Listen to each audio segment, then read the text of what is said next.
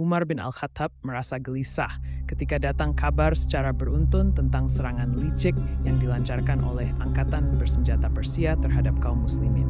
Kemudian, hal itu disusul dengan berita tentang pertempuran Jisr jembatan, di mana 4.000 orang dari kaum muslimin gugur sebagai syuhada dalam waktu sehari.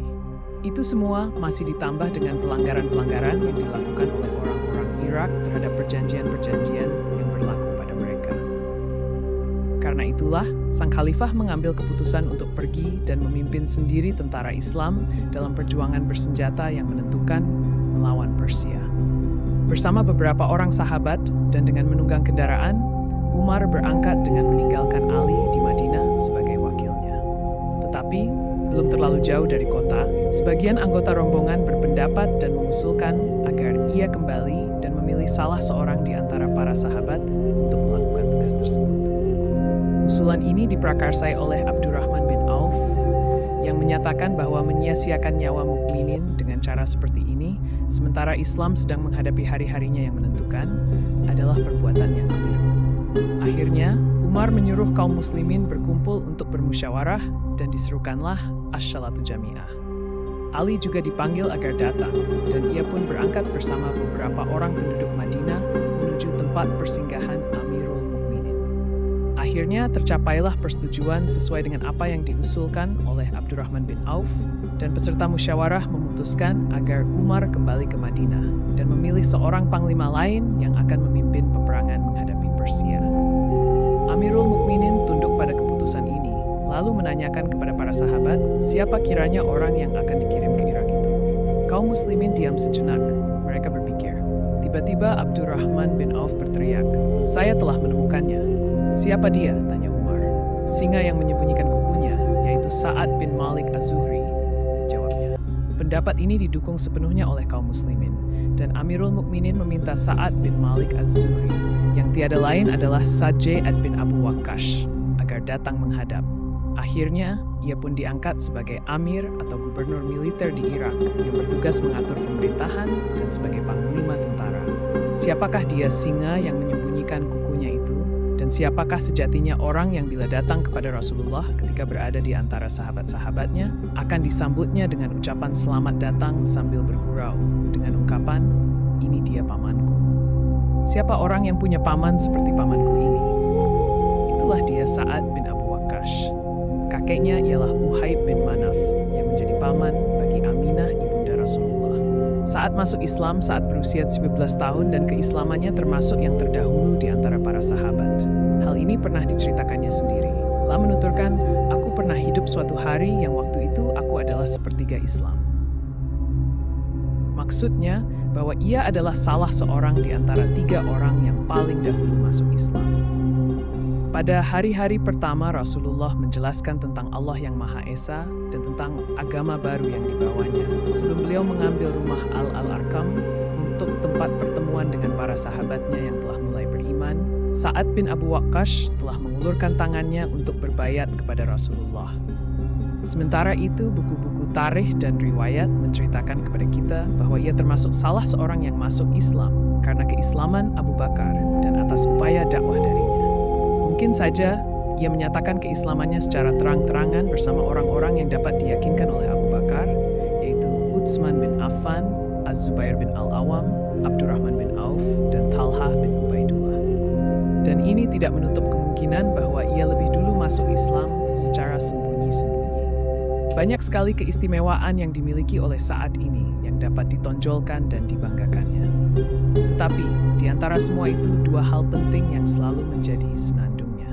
Pertama, bahwa dialah yang mula-mula melepaskan anak panah dalam membela agama Allah, dan juga orang yang mula-mula terkena anak panah. Kedua, bahwa dia merupakan satu-satunya orang yang dijamin oleh Rasulullah dengan jaminan kedua orang tua beliau. Rasulullah bersabda pada waktu perang Uhud, "Panahlah, wahai Sa'ad, ibu ayahku menjadi jaminan bagimu."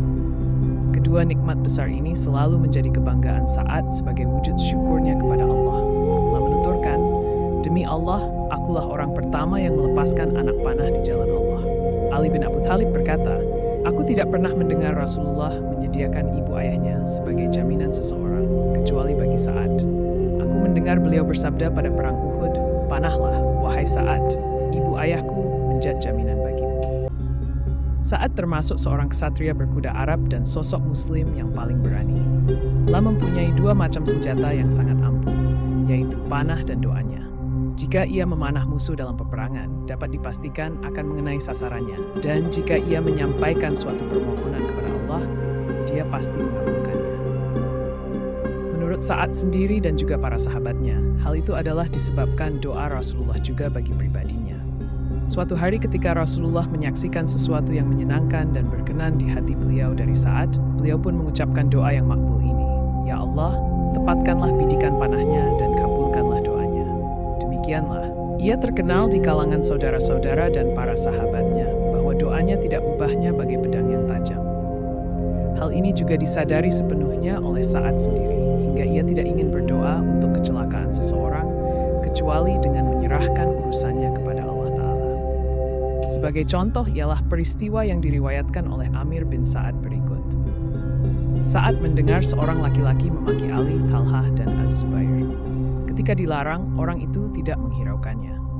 Meski demikian, Sa'ad hanya berkata, "Walau begitu, saya doakan kamu kepada Allah." Orang itu menjawab, "Rupanya kamu hendak menakut-nakuti aku seolah-olah kamu seorang nabi." Sa'ad pun pergi berwudu dan syalat 2 rakaat. Setelah itu, ia mengangkat kedua tangan dan berdoa, "Ya Allah, bila menurut ilmumu, orang ini telah memaki segolongan orang yang telah mendapatkan kebaikan darimu, dan tindakan itu mengundang murka-Mu, jadikanlah hal itu sebagai pertanda dan suatu pelajaran."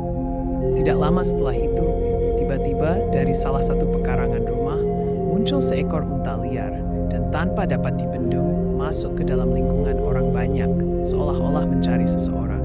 Sejurus kemudian unta itu menerjang orang tadi dan membawanya ke bawah kakinya, lalu menginjak-injak dan menyepaknya beberapa saat, hingga akhirnya tewas menemui ajalnya.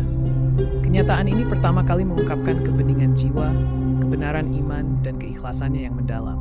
Demikian juga, jiwanya adalah jiwa merdeka, keyakinannya keras membaca, dan keikhlasannya tidak bernoda.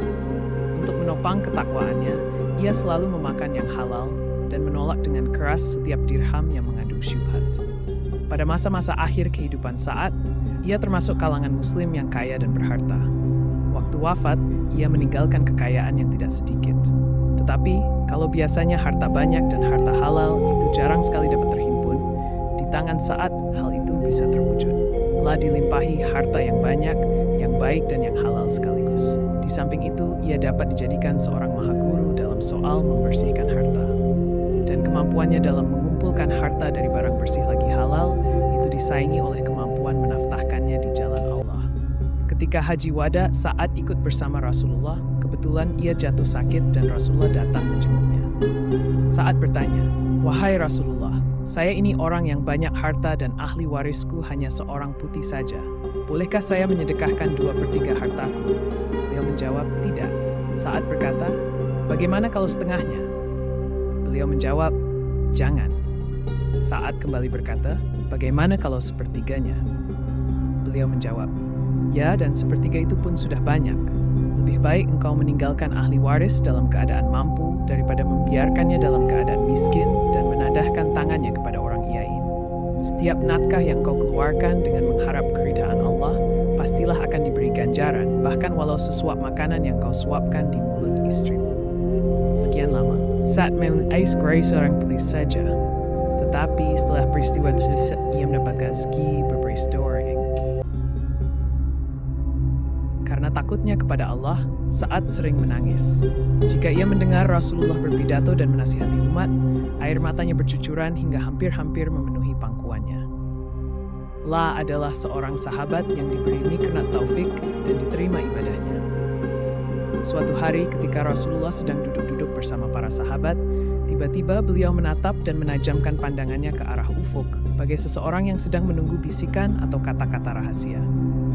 Kemudian beliau menoleh kepada para sahabat dan bersabda, "Sekarang akan muncul di hadapan kalian seorang penduduk surga."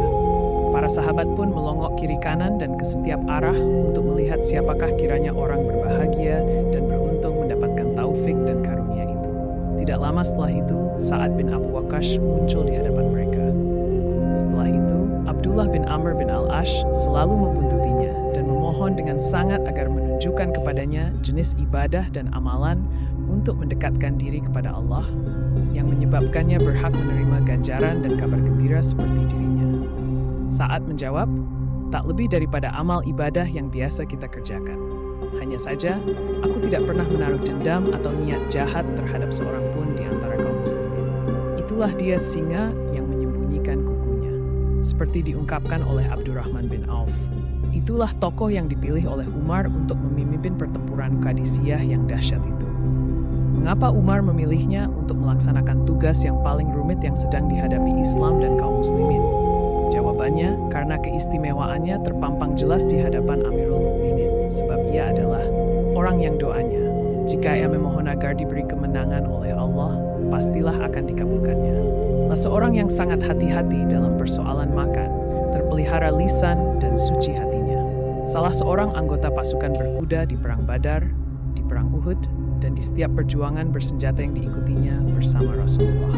Satu lagi yang tidak dapat dilupakan oleh Umar, suatu keistimewaan yang tidak dapat diabaikan, harga, nilai, dan kepentingannya, serta harus dimiliki oleh orang yang hendak melakukan tugas penting, yaitu kekuatan dan ketebalan iman.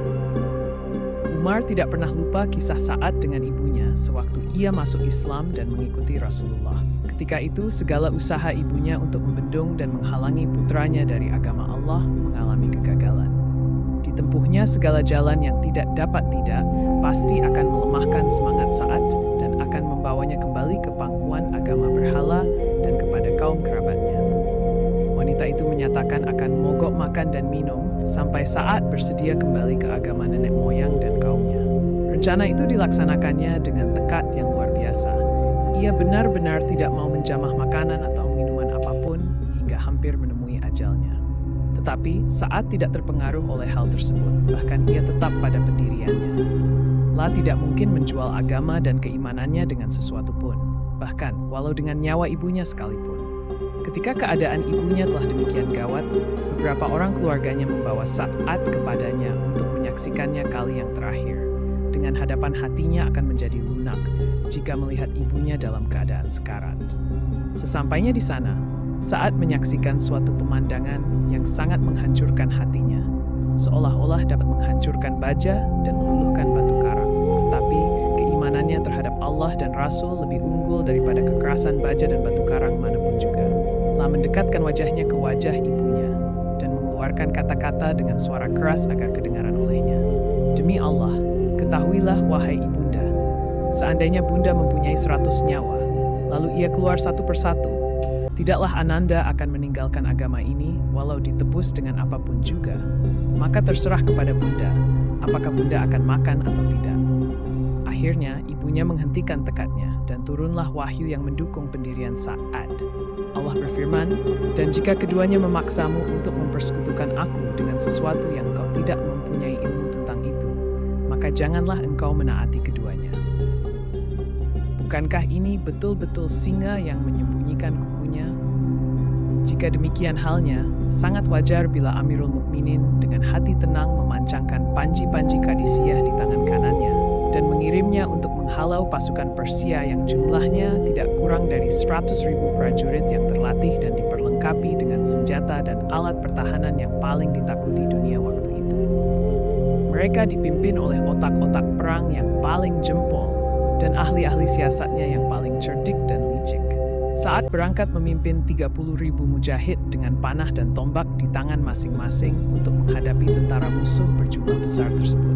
Senjatanya memang hanya panah dan tombak, tetapi dalam dada mereka menyala kemauan dari agama baru yang membuktikan keimanan, kehangatan, serta kerinduan yang luar biasa terhadap maut dan mati syahid. Akhirnya kedua pasukan itu bertemu. Tetapi mereka belum bertempur. Di sana Sa'ad masih menunggu bimbingan dan pengarahan dari Amirul Mukminin Umar. Berikut ini surat Umar yang memerintahkannya agar segera berangkat ke Qadisiyah, yang merupakan pintu gerbang memasuki Persia. Ditancapkannya dalam hatinya kalimat berharga yang semuanya merupakan petunjuk dan cahaya. Wahai Sa'ad bin Wuhaib, janganlah engkau terpedaya di hadapan Allah, hanya karena engkau disebut-sebut sebagai paman dan sahabat Rasulullah. Sungguh, tidak ada kelebihan hubungan keluarga antara seseorang dan Allah kecuali dengan menaatinya. Semua manusia, baik yang terhormat maupun yang rendah posisinya, pada pandangan Allah tidak berbeda. Allah Tuhan mereka, sedangkan mereka hamba-Nya. Mereka memang tidak sama dalam kesehatan, namun akan beroleh karunia yang tersedia di sisi Allah dengan ketaatan. Perhatikanlah segala sesuatu yang pernah engkau lihat pada Rasulullah sejak ia diutus sampai meninggalkan Aita. Pegang teguhlah itu, karena itulah yang harus diikuti. Kemudian Umar juga mengatakan, tulislah kepadaku segala keadaan kalian, bagaimana kedudukan kalian, dan di mana pula posisi musuh terhadap kalian. Terangkanlah sejelas-jelasnya hingga seolah-olah aku menyaksikan sendiri keadaan kalian. Sa'ad pun menulis surat kepada Amirul Mukminin dan mencantumkan segala sesuatu, hingga hampir saja diterangkannya tempat dan posisi setiap prajurit secara terperinci.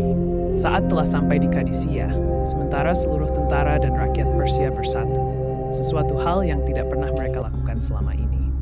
Kendali pimpinannya dipegang oleh panglimanya yang ulung dan paling terkenal, yaitu Rustum. Sebagai balasan surat dari Sa'ad yang baru dikirimnya, Amirul Mukminin menulis, sekali-kali janganlah engkau gentar mendengar berita dan persiapan mereka. Mintalah pertolongan kepada Allah dan bertawakal kepadanya. Kirimlah sebagai utusan orang-orang yang cerdas dan tabah untuk menyeru mereka ke jalan Allah. Tulislah surat kepadaku setiap hari. Sa'ad kembali mengirim surat kepada Amirul Mukminin, menyampaikan bahwa Rustum telah menduduki Sabath dengan mengerahkan pasukan gajah dan berkuda, serta mulai bergerak menuju kaum muslimin. Balasan dari Umar datang yang isinya memberi petunjuk dan menambahkan hati Sa'ad. Sa'ad bin Abu Waqqash adalah seorang prajurit berkuda yang ulung dan gagah berani, paman Rasulullah X, dan termasuk golongan yang mula pertama masuk Islam. Pahlawan dari berbagai perjuangan bersenjata, lemparan panahnya yang tidak pernah meleset, dan sekarang tampil memimpin tentaranya dalam menghadapi salah satu peperangan terbesar dalam sejarah. Namun, ia tampak seperti seorang prajurit biasa. Baik kekuatan maupun kedudukannya sebagai pemimpin tidak mampu mempengaruhi dan memperdayakan dirinya untuk mengandalkan pendapatnya semata. La selalu menghubungi Amirul Mukminin di Madinah yang jaraknya demikian jauh, dengan mengiriminya sepucuk surat tiap hari untuk bermusyawarah dan bertukar pendapat, padahal pertempuran besar itu hampir berkecamuk. Sebabnya, tidak lain karena Sa'ad sadar sepenuhnya bahwa di Madinah Umar tidaklah mengemukakan pendapatnya semata atau mengambil keputusan seorang diri. Tetapi, ia pasti bermusyawarah dengan orang-orang di sekelilingnya dan sahabat-sahabat utama Rasulullah. Bagaimanapun gawatnya suasana perang, Sa'ad tidak ingin kehilangan berkah dan manfaat musyawarah, baik bagi dirinya maupun bagi tentaranya. Apalagi ia tahu benar bahwa di pusat komando itu pimpinannya langsung dipegang Umar Al-Faruq, pembangkit ilham atau inspirasi agung. Pesan dari Umar dilaksanakan oleh Sa'ad. La mengirim sejumlah orang di antara sahabat-sahabatnya sebagai utusan kepada Rustum, panglima tentara Persia, untuk menyerunya agar beriman kepada Allah dan memeluk Islam. Soal jawab di antara mereka dengan panglima Persia itu berlangsung lama, dan akhirnya mereka tidak diperbolehkan lagi berbicara, karena salah seorang di antara mereka mengatakan, sesungguhnya Allah telah memilih kami untuk membebaskan hamba-hambanya yang dikehendakinya dari pemujaan berhala kepada pengabdian terhadap Allah yang Maha Esa, dari kesempitan dunia kepada keluasannya, dan dari kezaliman pihak penguasa kepada keadilan Islam. Siapa yang bersedia menerima itu dari kami terima pula kesediaannya, dan kami biarkan mereka. Tetapi siapa yang memerangi kami perangi pula mereka, hingga kami mencapai apa yang telah dijanjikan Allah. Apa janji Allah kepada kalian? Tanya Rustum. Surga bagi kami yang mati syahid, dan kemenangan bagi yang masih hidup, jawab seorang juru bicara. Para utusan kembali kepada Sa'ad sang panglima pasukan Islam dan menyampaikan bahwa tidak ada pilihan lain selain perang. Air mata Sa'ad berlinang. La berharap seandainya saat pertempuran itu dapat diundurkan atau dimajukan sedikit waktu. Ketika itu, ia sedang sakit parah hingga ia sulit untuk bergerak. Tubuhnya penuh dengan bisul hingga ia tidak dapat duduk, apalagi untuk menaiki punggung kudanya dan terjun ke medan pertempuran yang sengit bersimbah darah.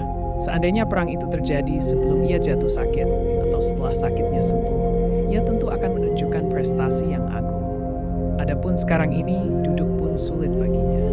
Tetapi tidak, Rasulullah telah mengajarkan kepada mereka supaya tidak mengatakan seandainya, karena kata-kata itu menunjukkan kelemahan. Sedangkan orang mukmin yang kuat tidak kehabisan akal dan tidak pernah lemah. Ketika itu, singa yang menyembunyikan kukunya itu bangkit, lalu berdiri di hadapan tentara menyampaikan pidato dengan tidak lupa mengutip ayat mulia berikut ini. Dengan nama Allah yang Maha Pengasih, Maha Penyayang.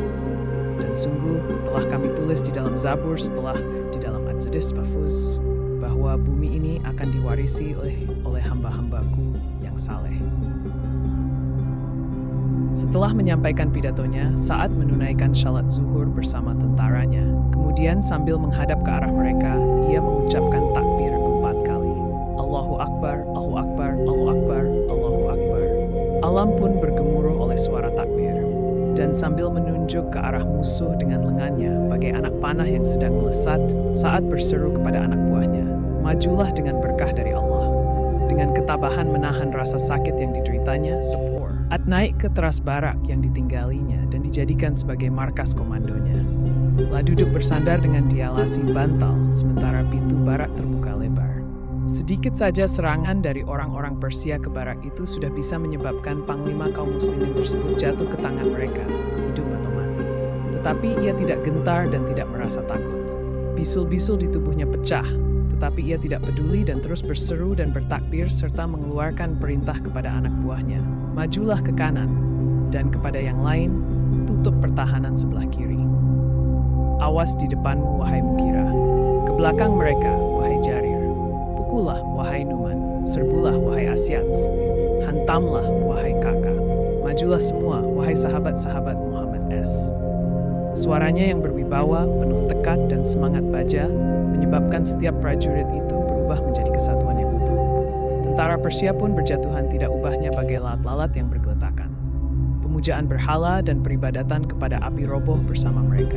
Setelah melihat tewasnya panglima besar dan prajurit-prajurit pilihan, sisa-sisa musuh akhirnya lari tunggang langgang. Mereka dikejar dan dihalau oleh tentara Islam sampai ke Nahawan lalu ke Madain. Kemudian mereka memasuki kota tersebut untuk membawa singgasana dan mahkota Kisra, serta mengumpulkan ganimah dan fai. Pada pertempuran Madain, Sa'ad mencapai prestasi agung. Pertempuran ini terjadi kira-kira 2,5 tahun setelah pertempuran Qadisiyah, dan selama itu telah terjadi perang dengan skala kecil antara Persia dan kaum muslimin. Akhirnya semua sisa tentara Persia ini berhimpun di kota-kota Madain saja, bersiap-siap untuk menghadapi pertempuran terakhir sebagai penentu waktu. Sa'ad menyadari bahwa situasi Medan dan Musim menguntungkan pihak penentang Islam, karena antara pasukannya dan Madain terbentang sungai Tigris yang lebar. Alirannya sangat deras karena sedang banjir meluap-luap. Walaupun demikian, dengan teguh hati, ia tetap memutuskan untuk memulai serangan umum itu pada waktu itu juga, dengan perhitungan bahwa mental pasukan musuh sedang menurun. Itulah salah satu peristiwa yang membuktikan bahwa Sa'ad betul-betul sebagaimana dilukiskan oleh Abdurrahman bin Auf, singa yang menyembunyikan kukunya. Keimanan Sa'ad dan kepekatan hatinya tampak menonjol ketika menghadapi bahaya, hingga dapat mengatasi sesuatu yang mustahil dengan keberanian yang luar biasa. Akhirnya, Sa'ad mengeluarkan perintah kepada pasukannya untuk menyeberangi sungai Tigris. La memerintahkan agar pasukannya mencari bagian sungai yang dangkal sebagai tempat penyeberangan. Akhirnya mereka menemukan tempat tersebut, walaupun untuk menyeberanginya tidak luput dari bahaya yang mengancam. Sebelum tentara memulai penyeberangan, Panglima Besar Sa'ad menyadari pentingnya pengamanan pinggiran seberang sungai yang hendak dicapai, yakni daerah yang masih berada dalam kekuasaan dan pengawasan musuh. Ketika itu Sa'ad membentuk 2 batalion. Pertama, batalion mengerikan, dan mengangkat Ashim bin Amr sebagai komandannya. Dan kedua, batalion mematikan, yang dikomandoi oleh Al-Kaka bin Amr. Tugas kedua batalion ini ialah menyingkap bahaya dan meretas jalan untuk menyiapkan tempat yang aman di seberang sungai, agar induk pasukan yang akan mengiringi mereka dari belakang menyeberang dengan selamat. Dan mereka telah menunaikan tugas itu dengan kemahiran yang menakjubkan. Keberhasilan siasat Sa'ad ketika itu benar-benar membuat para ahli sejarah tercengang. Bahkan bagi Sa'ad bin Abu Waqqas sendiri. Salman Al-Farisi, yang merupakan kawan seperjuangannya dalam pertempuran itu, juga hampir-hampir tidak percaya akan hasil yang telah dicapai. Telah menepukkan kedua belah tangannya karena takjub dan bangga. Salman berkata, "Agama Islam masih baru, tetapi lautan telah dapat mereka taklukkan. sebagaimana halnya daratan telah mereka kuasai. Demi zat yang jiwa Salman di tangannya, sungguh mereka akan keluar dari Islam berbondong-bondong, sebagaimana mereka telah memasukinya berbondong-bondong. Dan apa yang dikatakan oleh Salman ini benar-benar terjadi. Sebagaimana mereka telah terjun mengarungi sungai Tigris secara berbondong-bondong, mereka pun keluar dan selamat dari sungai itu secara berbondong-bondong, tanpa kehilangan seorang prajurit pun. Bahkan tidak ada satu barang pun yang tercecer, meski hanya seutas tali kekang kuda. Dikisahkan, mangkuk tempat minuman seorang prajurit jatuh ke dalam air. Dia tidak ingin menjadi satu-satunya orang yang kehilangan barang waktu penyeberangan itu. La pun menyeru kepada rekan-rekannya agar menolongnya untuk mendapatkan barang itu kembali. Tiba-tiba, ombak besar melemparkan mangkuk itu ke dekat rombongan hingga dapat mereka pungut. Salah satu riwayat melukiskan bagaimana dahsyatnya suasana ketika penyeberangan sungai Tigris itu. Saat memerintahkan kaum muslimin agar membaca, Hasbunallahu wa ni'mal wakil, cukuplah Allah sebagai penolong dan dialah sebaik-baik pelindung. Lalu ia mengerahkan kudanya menerjuni sungai yang diikuti oleh pasukannya, hingga tidak seorang pun di antara anggota pasukan yang tinggal di belakang. Mereka berjalan di air, bagai berjalan di darat, hingga dari pinggir sungai ke pinggir seberang telah dipenuhi oleh prajurit, dan permukaan air tidak kelihatan lagi, disebabkan sangat banyaknya anggota pasukan berkuda serta pasukan pejalan kaki. Orang-orang bercakap-cakap sesamanya ketika berada di air, seolah-olah mereka sedang bercakap-cakap di darat. Sebabnya, tidak lain karena mereka merasa aman tentram, serta percaya akan ketentuan Allah dan pertolongannya, yakin terhadap janji dan bantuannya.